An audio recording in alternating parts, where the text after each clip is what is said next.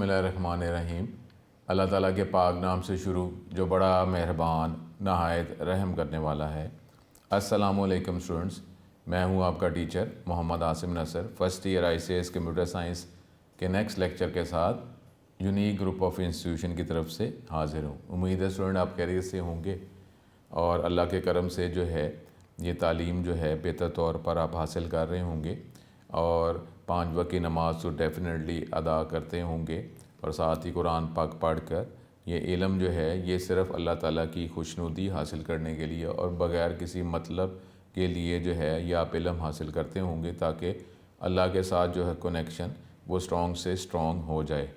और क्योंकि आपको ये पता है कि हम जो है अल्लाह उधर से ही आए हैं और अल्लाह की तरफ ही हमें वापस लौटना है, तो अब ज़ाहिर है तवज्जो जिसके साथ फिर हमेशगी की अल्लाह हमेशा से हमेशा रहेगा और अल्लाह के करम से इंशाअल्लाह ताला जो है वो हमने इंशाअल्लाह जन्नत में ही रहना है। तो ज़ाहिर है तवज्जो जहाँ पर अगर आप कुछ देर के लिए कहीं पे जाते हैं तो उसके हवाले से प्लानिंग करते हैं और ज़्यादा देर के लिए जाते हैं तो उस हवाले से प्लानिंग करते हैं। और एक ऐसी जगह जहाँ पे हमेशा ही अल्लाह के करम से बेहतर ही हमने रहना है तो क्या उसकी प्लानिंग नहीं करनी, ठीक है। और जो अगर हमने कहीं करीब जाना होता है तो हमारी स्पीड दूर जाना होता है तो उसके लिए अपने अंदर एक टेम्परामेंट भी शामिल करना पड़ता है, एक सुकून भी लाना पड़ता है क्योंकि सफ़र लंबा होता है।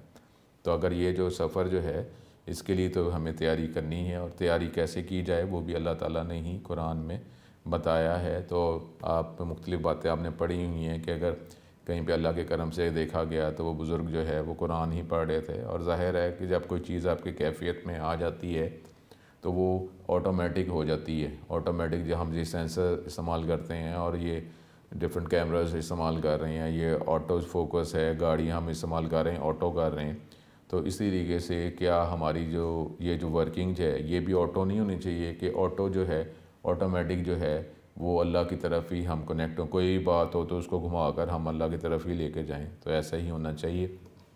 तो अपने टॉपिक की तरफ हम मूव करते हैं। तो ये चैप्टर 10 जो है last chapter fundamental of internet हम डिस्कस कर रहे हैं। लास्ट लेक्चर के अंदर इसके कुछ टॉपिक इंटरनेट से रिलेटेड हम शॉर्ट क्वेश्चन हमने डिस्कस किया था। अब इसका एक मेन टॉपिक है वो डिस्कस करेंगे। टॉपिक की लेंथ तो ज़्यादा है लेकिन फिर भी चैप्टर नंबर 10 जो है इसको हमने शॉर्ट क्वेश्चन के अकॉर्डिंगली ही इसको तैयार करना है।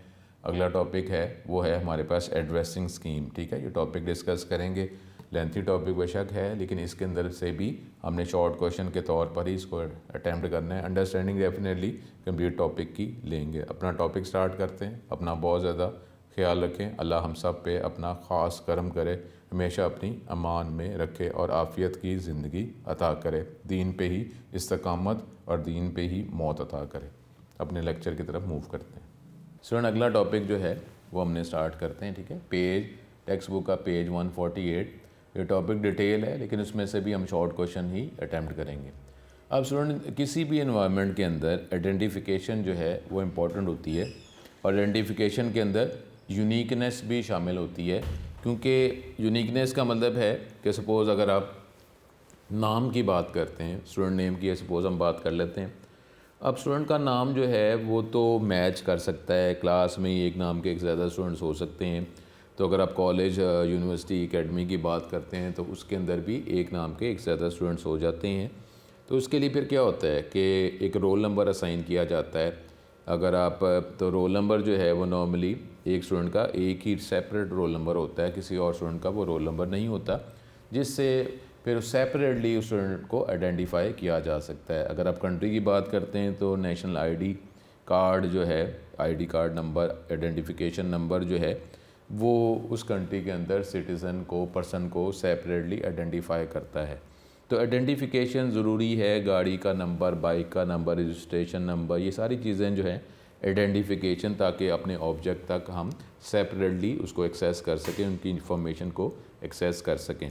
इसी तरीके से जो इंटरनेट या जो नेटवर्क है वो कम्बिनेशन है डिफरेंट कंप्यूटर्स का, तो अब कंप्यूटर को भी तो सेपरेटली आइडेंटिफाई करना होगा, ठीक है। अब ये सिस्टम जो है, ये कंप्यूटर सिस्टम, और जब ये नेटवर्क से कनेक्ट होते हैं, इंटरनेट से कनेक्ट होते हैं, तो डिफरेंट जो सर्वर्स जो हैं, होस्ट जो हैं, मेन कंप्यूटर्स जो हैं, उनको अलग अलग एक नंबर असाइन किया जाता है। ये ऑटोमेटिकली सिस्टम असाइन कर रहा होता है, इसमें नॉर्मल यूज़र जो है उसकी इन्वॉल्वमेंट कम होती है, ठीक है। लेकिन अगर आप देख लें कि आप अगर मोबाइल का कनेक्शन लेते हैं तो उसमें भी आपको एक सेपरेट नंबर जो है वो असाइन किया जाता है, लेकिन वो भी तो आपके फादर के नाम से उसको रजिस्टर करवाया जाता है। तो इस तरीके से जो कंप्यूटर नेटवर्क्स के अंदर इंटरनेट में जो कंप्यूटर्स कनेक्ट किए जाते हैं, हर कंप्यूटर को अलग अलग आइडेंटिफाई किया जाता है और आइडेंटिफिकेशन जो है अब वो भी किसी ना किसी पर्सन के साथ उसको रजिस्टर एसोसिएट किया जाता है। तो अब इस तरीके से कोई भी कंप्यूटर जो यूज़ कर रहा है पर्सन, वो पर्सन है कौन, ऑथराइजेशन क्या है, कौन से पर्सन को ऑथराइज उसके साथ उस कनेक्शन के साथ लिंक किया गया है, इस तरीके से पर्सन को आइडेंटिफाई किया जा सकता है। तो अब हर कंप्यूटर को जो सेपरेटली आइडेंटिफाई किया जाता है तो उससे रिलेटेड ये टॉपिक है एड्रेसिंग स्कीम। हर कंप्यूटर को अलग अलग आइडेंटिफाई किया जाएगा, हर एक कंप्यूटर का अलग एक रेफरेंस या एड्रेस जो है वो अटैच किया जाएगा, एसोसिएट किया जाएगा और फिर इसके यूनिक एड्रेस और रेफरेंस की मदद से हर कंप्यूटर को अलग आइडेंटिफाई किया जाएगा। इसको एड्रेसिंग स्कीम कहा जाता है। अब यहाँ पे पहले इसका अगर शॉर्ट क्वेश्चन करते हैं, द पर्पज़ ऑफ इंटरनेट क्या है, is to establish communication between widely spread computers. Computer can send and receive data to each other. Any computer may initiate start a transaction a communication, ठीक है, at any time. आप कभी भी data send और receive कर सकते हैं, लेकिन इस मकसद के लिए for this reason resource machine या computer must have a unique identification of the destination computer. जो आपका कंप्यूटर जो डाटा सेंड करेगा और जो कंप्यूटर रिसीव करेगा, तो आपके कंप्यूटर को जो है बैकग्राउंड में आर्किटेक्चर वाइज ये पता होना चाहिए कि किस कंप्यूटर के साथ कम्युनिकेशन करनी है। और जिस तरीके से हम पर्सन की बात कर रहे हैं तो हर पर्सन को अलग अलग आइडेंटिफाई करने के मुख्तलिफ मेथड्स हैं, इस तरीके से कंप्यूटर को भी आइडेंटिफाई करने के डिफरेंट मेथड इस्तेमाल किए जाते हैं। For this reason the source machine computer must have a unique identification of the destination computer. On the internet every computer has a unique address and can be contacted on this address, ठीक है। तो ये हमारे पास addressing scheme की अगर आप बात करते हैं तो ये आप यहाँ पर मैक्सिमम ये आप कर लेंगे और फिर आप ये दो नाम सिर्फ कर लेंगे। There are two types of addressing scheme जो इस्तेमाल की जाती है इंटरनेट पे, आईपी एड्रेसिंग और डीएनएस। ये मैक्सिमम यहाँ तक आप करेंगे तो ये एड्रेसिंग स्कीम का हमारे पास मैक्सिमम ये शॉर्ट क्वेश्चन हो जाएगा, ठीक है। तो ये इस तरीके से एड्रेसिंग स्कीम का शॉर्ट क्वेश्चन हो गया। उसके बाद अब दो मेथड जो इस्तेमाल किए जाते हैं, सबसे पहला मेथड है वो है आईपी एड्रेसिंग। इंटरनेट आईपी आपने चैप्टर नंबर 2 में टीसीपी आईपी पढ़ा था, ट्रांसमिशन कंट्रोल प्रोटोकॉल और इंटरनेट प्रोटोकॉल। अब इंटरनेट प्रोटोकॉल क्या है, रूल्स एंड रेगुलेशन। अब कोई ना कोई रूल जिसकी मदद से एड्रेस जो है हर कंप्यूटर का सेपरेट एड्रेस जो है आइडेंटिफाई किया जाता है, साइन किया जाता है, इसको आईपी एड्रेस कहा जाता है। अब आईपी एड्रेस को पहले जनरल देख लेते हैं, उसके बाद इसका शॉर्ट क्वेश्चन हम देखेंगे कहाँ से लेकर कहाँ तक करेंगे तो शॉर्ट क्वेश्चन कंप्लीट हो जाएगा। अब जो डिफरेंट कंप्यूटर्स हैं इनकी कम्युनिकेशन करने के लिए ईच कंप्यूटर और machine on the internet is assigned a unique separate address called an IP address.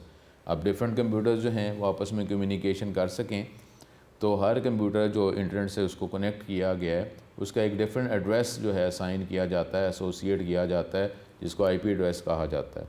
IP stands for internet protocol and these addresses.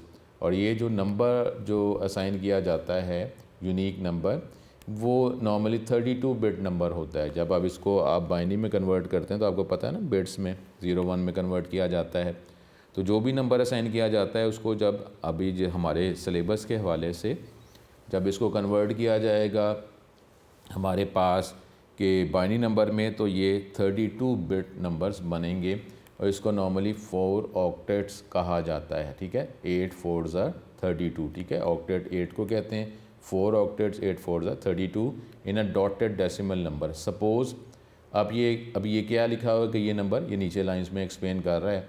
अभी आप सिर्फ ये देख लें कि आप जो है कि इंडिविजुअल जो है डॉटेड डेसिमल नंबर में 4 पोर्शन में डिवाइड कर रहे हैं और हर पोर्शन जो है वो कितने बिट्स का हो गया, ठीक है, 8 बिट्स का, ठीक है। 8 बिट्स को जब कन्वर्ट किया जाएगा 216 तो 8 बिट्स में कन्वर्ट होगा, 27 को भी 8 बिट्स में, ये भी 8 बिट्स में, 8 बिट्स में, इस तरह 8 4s are 32 हो जाएगा। अब 4 नंबर्स इन IP एड्रेस, इसको ऑक्टेट्स कहा जाता है क्योंकि इसकी वैल्यू जो है ये 0 से 255 तक होती है। और स्टूडेंट आपको पता है कि 8 बिट में अगर हम वैल्यू लिखते हैं डेसिमल फॉर्म में, इंटीजर फॉर्म में, तो वैल्यू जो है वो 256 बनती है। लेकिन आप उसको क्योंकि 0 से स्टार्ट करते हैं तो 0 से 255 जो है अगर इंक्लूसिव करते हैं, 0 को भी शामिल करें, 255 को भी शामिल करें तो 256 ही बनते हैं। इसका मतलब है कि 4 पोर्शंस में जो नंबर आप डेसिमल फॉर्म में, इंटीजर फॉर्म में आप प्रोवाइड करेंगे तो उसका नंबर क्या होगा हर पोर्शन का, 0 से 255 तक कोई भी एग्जाम्पल जो है आप लिख देंगे तो ये एक IP एड्रेस बन जाएगा। यानी किसी भी कंप्यूटर का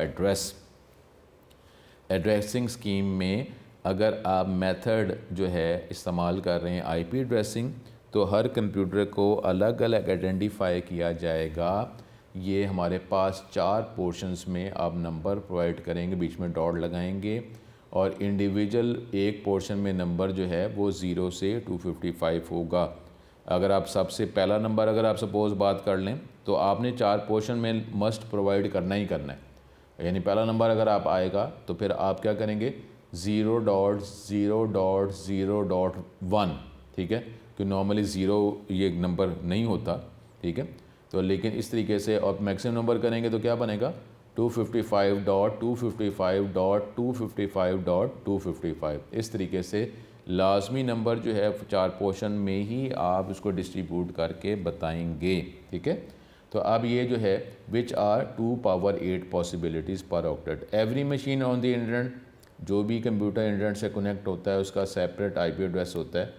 जो मेन कंप्यूटर जिससे हम कम्युनिकेशन करते हैं और वो डिफरेंट सर्विसेज हमें प्रोवाइड करता है, नॉर्मली उसका IP एड्रेस फिक्स होता है। लेकिन यहाँ पे लिखा हुआ है a server has a static fix IP address that does not change very often.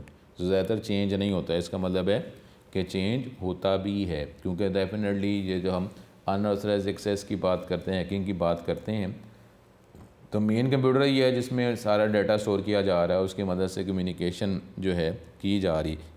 तो अगर हैकर उसको पिक कर रहा है और उसके लिए अगर IP एड्रेस को वो पिक कर रहा है तो इसलिए फिर सिक्योरिटी पर्पज़ के हवाले से IP एड्रेस डेफिनेटली चेंज भी कर दिया जाता है। ए होम मशीन, जो घर का कंप्यूटर जिससे आप इंटरनेट से कनेक्ट होते हैं, that is dialling up through a modem often has an IP address. कि अगर घर के कंप्यूटर से इंटरनेट से जब हम कनेक्ट होते हैं, जब कनेक्ट होते हैं तो फिर उस टाइम हमें IP एड्रेस जो सिस्टम प्रोवाइड करता है, that is assigned by the ISP internet service provider when the machine dials in. ये नहीं है कि पहले से नंबर जो है वो फिक्स जो है वो परचेज़ भी किया जा सकता है, गेट भी किया जा सकता है। लेकिन नॉर्मली जब आप इंटरनेट से कनेक्ट होते हैं फिर IP एड्रेस मिलता है, बजाय इसके कि पहले से IP एड्रेस दिया जाए। अगर पहले से IP एड्रेस असाइन कर दिए, इसका मतलब है चाहे वो कंप्यूटर कनेक्ट हुआ है या नहीं हुआ, तो उसका एक नंबर जो है वो पहले से असाइन कर दिया गया है, ठीक है। तो ये मुख्तलिफ मेथड्स हैं कि क्या इंटरनेट से जब कनेक्ट होंगे तो IP एड्रेस उस टाइम मिलेगा या पहले से ही IP एड्रेस जो है वो फिक्स कर दिया गया है। तो ये लिखा हुआ है कि normally a home machine that is dialling up through a modem often has an IP address that is assigned by the ISP when the machine dials in. That ISP जो उसको असाइन किया गया जब वो इंटरनेट से connect होता है, is unique for that session. जब तक आप इंटरनेट चलाते रहेंगे उसी IP एड्रेस को इस्तेमाल किया जाएगा। It may be different the next time the machine dials in. अगर फिक्स IP एड्रेस जो है वो साइन नहीं किया गया तो अब आप जब डिसकनेक्ट होंगे और दोबारा इंटरनेट से कनेक्ट होंगे तो फिर आपको नया IP एड्रेस प्रोवाइड किया जाएगा, जो मे बी रेयरली हो सकता है कि वो पहले वाले से मैच भी कर जाए, लेकिन normally separate IP address next time assign किया जाता है। This way an ISP only needs one IP address for each modem it supports rather than for each customer. इस आखिरी सेंटेंस पे तवज्जो करें कि जब आप कनेक्ट होंगे तो IP एड्रेस मिलेगा। ये नहीं कि पहले ही कस्टमर को IP एड्रेस प्रोवाइड कर दिया गया। सपोज़ अगर कस्टमर थे 100 तो पहले से फिक्स IP एड्रेस अगर दे दिया जाए, इसका मतलब है कि 100 IP एड्रेस दे दिए। लेकिन इंटरनेट से जो कनेक्ट होते हैं कभी भी किसी टाइम पे वो सपोज़ होते कितने जी 20, तो कनेक्ट जब होते ही हैं वो 20 होते हैं किसी भी वक्त में और टोटल 100 कस्टमर्स हैं। तो फिर अब आप ये देख लें कि क्या फिजिबल है कि जी 100 IP एड्रेस दे दें, चाहे वो कनेक्ट तो मैक्सिमम किसी भी टाइम पे 20 होते हैं। तो बेटर नहीं है कि जब कनेक्ट हो तो फिर IP एड्रेस दिया जाए। कनेक्ट होंगे तो फिर अगर 20 मैक्सिमम होते हैं, क्योंकि टाइम डिफरेंस है दुनिया में, कहीं पर कहाँ दिन है कहीं पर रात है। अभी आप जो कॉलेज यूनिवर्सिटी में आते हैं तो उसमें कॉलेज यूनिवर्सिटी में पढ़ रहे होते हैं, नॉर्मली उस टाइम तो आप कंप्यूटर इंटरनेट इस्तेमाल नहीं कर रहे होते। तो क्या बेटर नहीं है कि जब कनेक्ट किया जाए तो उस टाइम आईपी एड्रेस दिया जाए? तो उसका फ़ायदा क्या होगा कि आपको कम आईपी एड्रेस सिस्टम को जनरेट करके उसके साथ अटैच करने पड़ेंगे। As far as the internet machines are concerned, an IP address is all you need to talk to a server। अगर आप बात करते हैं इंटरनेट मशीन से तो आईपी एड्रेस जो है वही इंपॉर्टेंट होता है, वही रिक्वायर होता है किसी भी सर्वर से कम्युनिकेशन करने के लिए। जैसे अगर आप ब्राउज़र में आप ये इस तरह जिस तरह तो आप ये लिख देते हैं ब्राउज़र में, जो आप इंटरनेट इस्तेमाल करने के लिए ब्राउज़र इस्तेमाल करते हैं, जिस तरह इंटरनेट एक्सप्लोरर की बात आप कर रहे हैं, ठीक है, और इसके बाद ये फायरफॉक्स वगैरह की आप बात कर रहे हैं, ठीक है, गूगल क्रोम की बात करते हैं, तो आप वहाँ पर आप ये एड्रेस टाइप करते हैं http:/, और ये आप इस तरह ये क्या लिखा जा रहा है, ये आईपी एड्रेस से लिखा जा रहा है, और फिर आप उस कंप्यूटर को एक्सेस कर लेंगे जिसके अंदर कोई भी एक वेब सर्वर को एक्सेस कर लेंगे। अब ये नॉर्मली ऐसे नहीं होता, हम तो कोई नाम ही लिख रहे होते हैं, लेकिन जिस तरह हम बात कर रहे हैं कि हर कंप्यूटर को अलग आईपी एड्रेस प्रोवाइड किया जाता है, तो अलग बात है कि ये के राइट्स असाइन किए गए हैं, किस तरीके से आप लिख भी सकते हैं कि नहीं लिख सकते, ठीक है। लेकिन अगर आप कभी गौर करें जब इंटरनेट चला रहे होते हैं कि शायद मे बी कि कुछ सेकंड्स में या मिली सेकंड्स के अंदर आपको वहाँ पर कई नंबर जो है वो स्टेटस बार में मे भी नज़र आता है, फ्लैश करता है, ठीक है। तो ये हमारे पास पहला मेथड हमने देखा। अब हर कंप्यूटर को अलग अलग आईपी एड्रेस, अभी मैं वाइंड अप करता हूँ, हर कंप्यूटर को अलग अलग आईपी एड्रेस प्रोवाइड किया जाता है और ये न्यूमेरिक फॉर्म होता है 4 ब्लॉक्स में, और हर ब्लॉक में सेपरेटर डॉट डेसिमल इस्तेमाल किया जाता है, और हर हिस्से में नंबर जो है मैक्सिमम 255 तक होता है। हर कंप्यूटर जो भी इंटरनेट से कनेक्ट होगा उसको एक आईपी एड्रेस असाइन किया जाएगा। आईएसपी जो है वो जो सर्वर जो है मे बी उसका जो आईपी एड्रेस जो है वो फ़िक्स होता है, लेकिन नॉर्मली ये फ़िक्स ही है, लेकिन सिक्योरिटी पर्पस से ये भी चेंज हो जाता है। और हमारा जो कंप्यूटर जिससे हम इंटरनेट से कनेक्ट होते हैं, जैसे हम कनेक्ट होते हैं फिर आईपी एड्रेस हमें प्रोवाइड किया जाता है, बजाय इसके कि जितने भी कनेक्शंस हैं कस्टमर्स को पहले ही आईपी एड्रेस असाइन कर दी जाए। इसका फ़ायदा क्या है कि ज़रा कम आईपी एड्रेस जो है वो जनरेट करने पड़ेंगे, ठीक है। ये हुआ। अब इसको अगर हम करते हैं शॉर्ट क्वेश्चन के तौर पर, तो यहाँ पर आप ये कॉम में से लेकर ये आप यहाँ तक कर लेंगे, तो ये हमारे पास ये आईपी एड्रेस का शॉर्ट क्वेश्चन हो जाएगा। Each machine on the internet is assigned unique address, ठीक है, यहाँ तक आप कर लेंगे, ठीक है। तो ये हमारे पास आईपी एड्रेस का शॉर्ट क्वेश्चन हो जाएगा। अब इसको, लेकिन नॉर्मली जब हम इंटरनेट इस्तेमाल कर रहे होते हैं तो हम इस तरह को नंबर वो तो नहीं असाइन कर रहे होते, हम तो नॉर्मली इंग्लिश तरह के वर्ड्स हैं, इंग्लिश लाइक वर्ड्स हम यूज़ कर रहे होते हैं। तो ये दूसरा मेथड है जिसको कहते हैं डीएनएस एड्रेसिंग, एब्रीवेशन इसकी domain name server, domain name system. अब ये नंबर हम अगर इसको याद करें कि जिससे हम कोई वेब सर्वर को एक्सेस करेंगे जहाँ पे डिफरेंट वेबसाइट्स मौजूद हैं, तो अब जाहिर है कि ये नंबर याद करना मुश्किल है, और सिक्योरिटी पर्पज़ के लिए आईपी एड्रेस को डेफिनेटली चेंज भी कर दिया जाता है।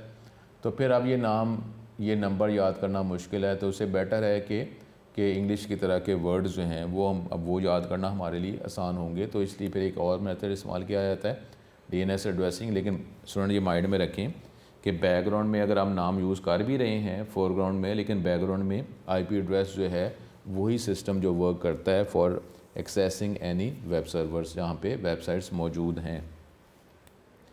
Because most people have trouble remembering the strings of combination of numbers जिससे IP address बनता है, and because IP addresses sometimes need to change all servers on the internet, जो इंटरनेट में जो सर्वर्स हैं, वेब सर्वर्स हैं जहाँ पे मुख्तलिफ इंफॉर्मेशन स्टोर की गई है, उसको एक ह्यूमन रीडेबल नाम भी असाइन किए जाते हैं जिसको डोमेन नेम्स कहा जाता है। जिस तरीके से यहाँ पे देख लें, इधर हम बात कर रहे थे ये लिख रहे हैं, और यहाँ पर हम www.hotmail.com, ये एक परमानेंट ह्यूमन रीडेबल नेम है किसी एक वेब सर्वर का, ठीक है। वो बैकग्राउंड में ठीक है आईपी एड्रेस बदल गया, लेकिन यूज़र जो है वो तो hotmail.com ही लिख रहा है ना, hotmail.com ही लिखता है, और फिर वो कहीं लिस्ट के अंदर से जो भी उसका करंट आईपी, अगर आईपी एड्रेस चेंज भी हो रहा है तो ऑटोमेटिक डिटेक्ट कर लिया जाएगा, और उस आईपी एड्रेस की मदद से उस सर्वर को एक्सेस कर लिया जाएगा। लेकिन यूज़र जो है, यूज़र को इस तरीके से नंबर्स नहीं लिखने पड़ते बल्कि उसको नाम ही लिखना पड़ता है। hotmail.com ही लिखेगा, वो ऑटोमेटिकली लिस्टिंग के आंसर से उसका जो भी आईपी एड्रेस है उस वेब सर्वर का, उसको एक्सेस किया जाएगा, रीड किया जाएगा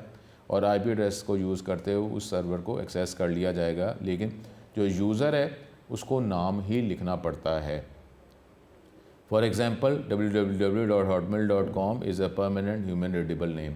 it is easier for most of us to remember it than it is to remember an I P address. और ये फिर नाम याद रखना आसान है बजाय इसके कि आईपी एड्रेस इस्तेमाल किया जाए।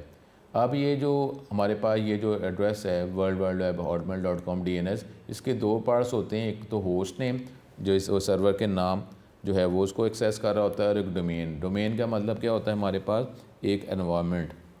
जिस तरीके से अब डोमेन रिप्रेजेंट्स द इंस्टीट्यूशन, वो कैटेगरी है कि जो हमने एड्रेसेस जो हैं, जो डिफरेंट वेबसाइट्स हैं, उसके डिफरेंट जो टॉपिक्स हैं उसको डिफरेंट कैटेगरीज़ में डिवाइड किया गया है। तो डोमेन जो है कैटेगरी को रिप्रेजेंट करती है। इन डोमेन्स को टॉप लेवल डोमेन कैटेगरीज़ कहा जाता है। ये टॉप लेवल डोमेन के कुछ लिस्ट दिखाई जा रही है। अगर .com करते हैं तो उसका मतलब है कि ये कोई बिज़नेस ऑर्गेनाइजेशन या उसकी कैटेगरी उसकी वेबसाइट्स हैं, ठीक है, उससे related websites. EDU education institutes, ये इस कैटेगरी को ये आइडेंटिफाई कर रहा है। GOV government, MIL military, ORG organisation जो नॉन प्रॉफिटेबल हैं, ठीक है। तो ये स्टूडेंट अब इस तरीके से कैटेगरीज़ जो हैं वो की गई हैं। और अब यहाँ पर ये टॉपिक इसको वाइंड अप करते हैं अभी इस टेक्स्ट बुक के हवाले से। अब इसमें बेटा इस तरह ये था कि आपको आईपी एड्रेस जो है, नंबर्स जो हैं जो 4 ब्लॉक्स में होते हैं वो आपको याद करने पड़ते हैं, और वो याद करना मुश्किल है और कई दफ़ा सिक्योरिटी पर्पज़ से ये नंबर चेंज भी हो जाते हैं। तो उसके लिए एक ऑल्टरनेट मेथड इस्तेमाल किया गया जिसको DNS एड्रेसिंग कहा जाता है। इसमें बजाय इसके एक नंबर जो है वो आप टाइप करें, वो याद करें, तो ये नेम्स जो हैं वो असाइन कर दिए गए। लेकिन बैकग्राउंड में मैंने पहले ही कहा है कि आईपी एड्रेस ही यूज़ किया जाएगा। और नाम जो है वो ज़ाहिर है इंसान के हवाले से इन नाम याद करना आसान है बजाय इसके कि नंबर याद किया जाए। तो उसके लिए ये DNS एड्रेसिंग इस्तेमाल किया जाता है। इसमें हम नाम याद कर लेते हैं, बैकग्राउंड में आईपी एड्रेस अगर चेंज होता भी है सिक्योरिटी पर्पज़ से तो वो सिस्टम ऑटोमेटिकली यूज़र जो है नाम ही टाइप करता है और सिस्टम से लिस्ट से उसका करंट आईपी एड्रेस पिक कर लिया जाता है। आईपी एड्रेस जब पिक किया जाता है तो उस सर्वर को एक्सेस किया जाता है जहाँ पे डिफरेंट वेबसाइट्स मौजूद हैं। तो ये, और उसके बाद अब इसका अगर शॉर्ट क्वेश्चन करते हैं तो अब यहाँ से ये आप यहाँ पे ये मैक्सिमम यहाँ तक आप कर लेंगे। मैक्सिमम यहाँ अगर आप करते हैं तो 4 लाइन्स कर लें, ये यहाँ तक। Because most people have trouble remembering the strings of numbers, combination of numbers that make up an IP address, and because IP address जो है वो सिक्योरिटी पर्पज़ से कई दफ़ा IP address को चेंज भी कर लिया जाता है, तो इन सर्वर्स का एक नाम, ह्यूमन रीडेबल नेम्स, इंग्लिश की तरह के नाम भी इनको असाइन किए जाते हैं जिसको डोमेन नेम्स कहा जाता है। और ये इसकी एग्जांपल हमने कर ली। ये हमारे पास शॉर्ट क्वेश्चन आ गया। अब एक शॉर्ट क्वेश्चन और भी मौजूद है जो बोर्ड में कई दफ़ा आ जाता है कि आप जो है ये जो डोमेन्स, कुछ डोमेन्स के आप लिस्ट प्रोवाइड कर दें। तो हमारे पास ये भी एक शॉर्ट क्वेश्चन ये यहाँ से हमारे पास ये बन जाता है। इसको भी आपने माइंड में रखना है कि ये भी एक शॉर्ट क्वेश्चन बन सकता है कि ये डिफरेंट डोमेन्स जो है उसकी एक कोई लिस्ट आपको प्रोवाइड कर दें। ये भी शॉर्ट क्वेश्चन में आ सकता है, तो इसको भी आपने माइंड में रखना है कि COM ये बिज़नेस कमर्शियल वेबसाइट्स ये कैटेगरीज़ हैं, EDU एजुकेशन इंस्टीट्यूट्स, DOV, ठीक है। और इसके बाद जो है यहाँ तक ही हमारे सिलेबस में है ये टॉपिक। अदरवाइज़ जो एंड पे आपको पता है कि कंट्री का जो है वो भी उसकी कोई ओरिजिन जो है इस्तेमाल किया जाता है, जैसा PK आप पाकिस्तान के लिए करते हैं, UK फिर जो यूनाइटेड किंगडम के लिए इस्तेमाल किया जाता है, ठीक है। तो यहाँ पर ये हमारा टॉपिक ख़त्म हो जाता है। आखिरी जो यहाँ पे लिखी हुई है, अब ये हमारे पास कैटेगरीज़, उसके आगे मज़ीद सब कैटेगरीज़ हो जाती हैं। Some large organization divide their top level domain into sub domains, ठीक है। इस तरीके से ये इनको कैटेगरीज़ की जाती हैं वेबसाइट्स की कैटेगरीज, ताकि जो यूज़र जो है उसको ये ज़रा आसानी हो जाए कि जैसे ही आप CM होगा तो इसका मतलब है अब जो भी एजुकेशन वेबसाइट्स, अगर आप एजुकेशन के वाले से बात करते हैं तो हम जो है EDU से इसको आइडेंटिफाई कर लेंगे कि ये एजुकेशन वेबसाइट्स हैं, इस तरीके से आइडेंटिफाई किया जाता है। और जिस तरह हम बात कर रहे थे कि ये एड्रेसिंग स्कीम जो है ये एक्सेस करने का ये एक यूनिकनेस एक वे है, तो इस तरीके से कैटेगरीज जो हैं वो तो बनाना बेहतर ही होता है। जिस तरह अगर आप ये कंप्यूटर के लेक्चर्स पढ़ रहे हैं तो इसकी कैटेगरीज कैसे बनाई गई हैं चैप्टर वाइज, और वो जो टॉपिक्स हैं जो जिस चैप्टर से रिलेटेड हैं उसी चैप्टर में आपको वो टॉपिक्स प्रोवाइड किए जाते हैं। इसका फ़ायदा क्या है कि बुक जो है वो पढ़ना और फिर अपना एक टॉपिक कोई उसको सर्च करना और उसको एक्सेस करना आसान हो जाता है ना। तो ये इसी तरीके से यहाँ पे जब वेबसाइट्स की हम बात करते हैं तो उसकी भी कैटेगरीज बनाई गई हैं ताकि हमें अपनी वेबसाइट जो है उसको एक्सेस करना हो या उसको यूज़ करना हो तो हमें ये आसान हो जाए। तो ये हमारे पास टॉपिक था, इसको नेक्स्ट लेक्चर में मज़ीद इसको देखेंगे। तो ये मैंने आपको यही कहा है कि चैप्टर नंबर 10 के अंदर ये जो टॉपिक यही एक डिटेल टॉपिक है। अदरवाइज़ आगे कोई एक टॉपिक था लेकिन उसको इसको जो भी गवर्नमेंट के हवाले से जो सिलेबस है उसमें उसको स्किप किया जाएगा। तो बाकी तो हमारे पास ये शॉर्ट क्वेश्चंस ही हैं, लेकिन एड्रेसिंग स्कीम ये लेंथी टॉपिक है, इसके अंदर से भी हमने शॉर्ट क्वेश्चन जो हैं वो निकाल लिए कि शॉर्ट क्वेश्चन के तौर पर ही ये चैप्टर नंबर 10 जो है वो आपने इसको स्टडी करना है, शॉर्ट क्वेश्चंस और MCQ से रिलेटेड। तो इसमें एड्रेसिंग स्कीम का हमने शॉर्ट क्वेश्चन निकाला और ये मैक्सिमम हमने यहाँ तक कर लिया था। और ये भी हो सकता है कि ये MCQ में अगर पूछ ले कि कितने एड्रेसिंग स्कीम्स हैं। जब आप MCQ इस चैप्टर के करेंगे तो ये इस तरह के क्वेश्चंस आ जाएंगे कि कितने एड्रेसिंग स्कीम्स हैं, 2 हैं, कौन कौन सी एड्रेसिंग स्कीम है, तो ये IP एड्रेस और DNS। उसके बाद IP एड्रेस का हमारे पास शॉर्ट क्वेश्चन आ गया, तो IP एड्रेस का शॉर्ट क्वेश्चन आपने मैक्सिमम यहाँ तक कर लिया, ये IP एड्रेस का शॉर्ट क्वेश्चन हो जाएगा। उसके बाद हमने जो है ये DNS की बात की, तो DNS के लिए हमने ये इसका शॉर्ट क्वेश्चन जो है ये लाइंस हमने यहाँ तक कर ली, DNS एड्रेस का शॉर्ट क्वेश्चन। अब उसके बाद जो है एक शॉर्ट क्वेश्चन जो हमारा लास्ट इस टॉपिक से रिलेटेड था वो क्या था कि जी कुछ डोमेन्स की आप लिस्ट प्रोवाइड कर दें।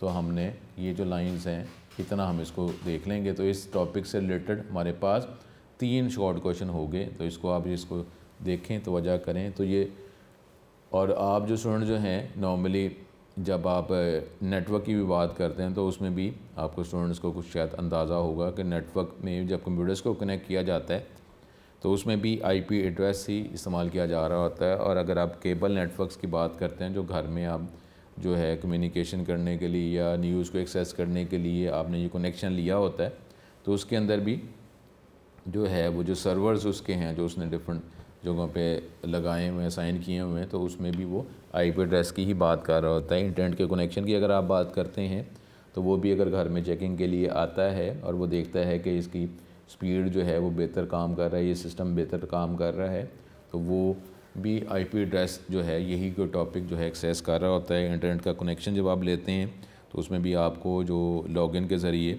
अगर इंटरनेट कनेक्शन अगर नहीं चल रहा होता तो उसमें भी आप नॉर्मली जब आप डिफरेंट सेटिंग्स के ज़रिए उसके कनेक्शन को देखते हैं तो उधर भी ये IP एड्रेस का ही टॉपिक इस्तेमाल किया जा रहा होता है। तो यहाँ पे हमारा टॉपिक था जो इसको हम कंप्लीट करते हैं। तो नेक्स्ट लेक्चर के अंदर जो है ये इसी टॉपिक को मज़ीद देखेंगे, एड्रेसिंग स्कीम, ताकि नॉलेज जो है जितना बेटर हो उसका फ़ायदा ही होता है। तो अपना बहुत ज़्यादा ख्याल रखें। नेक्स्ट लेक्चर में इसी टॉपिक को हम दोबारा जो है बेटर तौर पे रिवाइज़ भी करेंगे। अपना बहुत ज़्यादा ख्याल रखें। अस्सलाम वालेकुम।